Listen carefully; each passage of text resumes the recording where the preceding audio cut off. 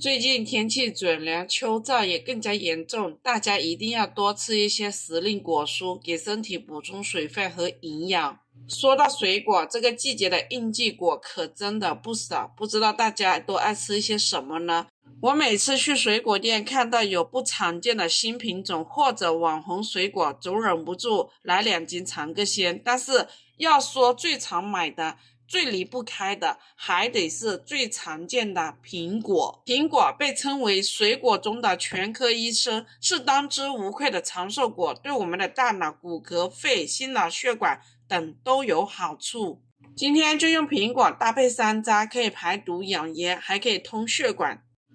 准备一个苹果，洗干净之后去掉中间的这个芯，然后把它切成苹果片，切好的苹果片放一旁备用。接着准备几个山楂，